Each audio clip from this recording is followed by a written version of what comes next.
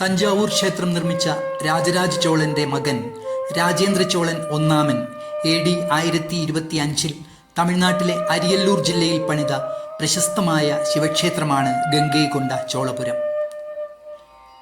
UNESCO ലോക പൈതൃക പട്ടികയിൽ ഉൾപ്പെടുത്തിയ ഈ ക്ഷേത്രം the great living Chola temples എന്ന് വിശേഷിപ്പിക്കപ്പെടുന്ന ക്ഷേത്രങ്ങളിൽ മൂന്നാമത്തേതാണ്.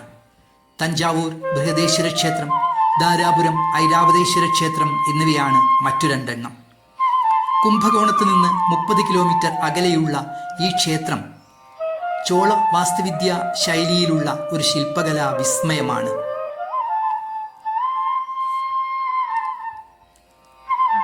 മാത്രമല്ല, ഏതാണ്ട് തഞ്ചാവൂർ ബൃഹദേശ്വര ക്ഷേത്രത്തോട് സാമ്യമുള്ളതും ശില്പചാതുരിയിൽ അതിനേക്കാൾ കുറെ കൂടി മികച്ചതുമാണ്. ക്ഷേത്രമുറ്റത്ത് ശ്രീകോവിലിന് അഭിമുഖമായുള്ള നന്ദി ശില്പത്തിന് 16 അടി ഉയരവും 25 അടി നീളവുമുണ്ട്. ചുണ്ണാമ്പുകല്ലിൽ കൊത്തിയ ഇത് ഇന്ത്യയിലെ വലിയ നന്ദി ശില്പങ്ങളിൽ ഒന്നാണ്. ക്ഷേത്ര പരിസരത്തുള്ള കിണറിനു മുകളിലെ സിംഹരൂപത്തിലുള്ള മനോഹരമായ ശില്പം 17ാം നൂറ്റാണ്ടിൽ നിർമ്മിക്കപ്പെട്ടതാണെന്ന് കരുതുന്നു.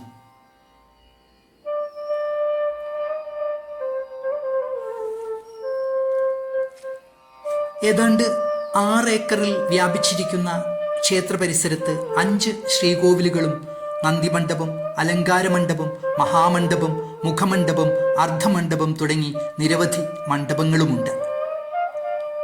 ഈ ക്ഷേത്രത്തിൻ്റെ പ്രധാന വിമാനത്തിന് 55 മീറ്റർ ഉയരമുണ്ട്.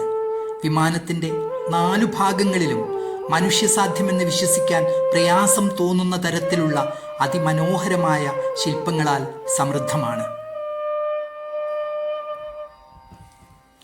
ക്ഷേത്രത്തിലെ ഒറ്റക്കല്ലിൽ പണിത ശിവലിംഗത്തിന് 13.5 അടി ഉയരമുണ്ട്.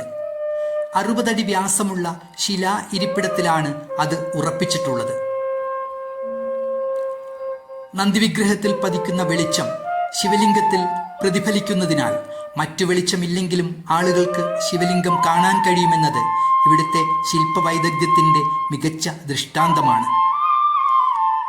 ചൂടിനെയും തണുപ്പിനെയും പ്രതിരോധിക്കാൻ കഴിയുന്ന വളരെ അപൂർവമായ ചന്ദ്രകാന്തക്കല്ലാണത്രേ ശിവലിംഗത്തിനു താഴെ പതിച്ചിട്ടുള്ളത്.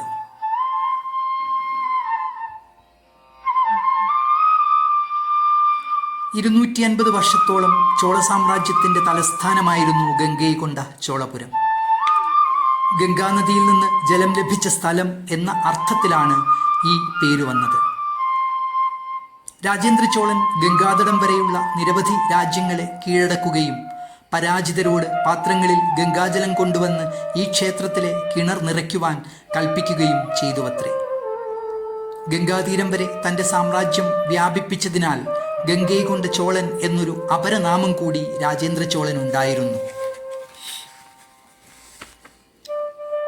രാജേന്ദ്ര ചോളൻ തൻ്റെ രാജ്യതലസ്ഥാനം തഞ്ചാവൂരിൽ നിന്ന് ഇങ്ങോട്ടേക്ക് മാറ്റിയപ്പോൾ ക്ഷേത്രങ്ങൾ ഉൾപ്പെടെ നിരവധി നിർമ്മിതികൾ ഇവിടെ ഉണ്ടാക്കിയതായി ചരിത്ര രേഖകളിൽ കാണുന്നു.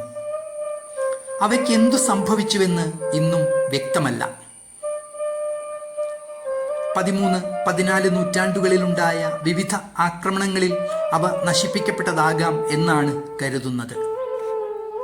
എങ്കിലും കാലത്തിൻ്റെ കാൽപ്പാടുകളെ മാഞ്ഞു പോകാതെ സൂക്ഷിച്ച് ചരിത്രസാക്ഷിയായി ഗംഗൈകൊണ്ട ചോളേശ്വരൻ ക്ഷേത്രം ഇന്നും നമുക്കായി തല ഉയർത്തി നിൽക്കുന്നു. സമ്പദ് സമൃദ്ധിയുടെ പഴയ പശ്ചാത്തലം നഷ്ടപ്പെട്ടുവെങ്കിലും കലയുടെ ഔന്നത്യത്തിന് ഒട്ടും മങ്ങലേൽക്കാതെ. തഞ്ചാവൂർ, കുംഭകോണം, ചിദംബരം തുടങ്ങിയ സ്ഥലങ്ങളിലേക്ക് ഒരു യാത്ര പ്ലാൻ ചെയ്യുമ്പോൾ അതിൽ അനിവാര്യമായും ഉൾപ്പെടുത്തേണ്ട സ്ഥലമാണിത്. കലയും ചരിത്രവും ഇഷ്ടപ്പെടുന്ന ഏതൊരാളും കണ്ടിരിക്കേണ്ട മനോഹരമായ സ്ഥലമാണ് ഗംഗൈകൊണ്ട ചോളപുരം. ഇവിടുത്തെ അനുപമമായ വാസ്തുവിദ്യയും സമാനതകളില്ലാത്ത ശില്പഭംഗിയും പ്രകൃതിസുന്ദരവും ശാന്തവുമായ ഗ്രാമീണ അന്തരീക്ഷവും ചരിത്രത്തിൽ ചാലിച്ച് നമുക്ക് തരുന്ന ഊർജം തീർച്ചയായും നമ്മുടെ മനസ്സിനെ നവീകരിക്കുക തന്നെ ചെയ്യും.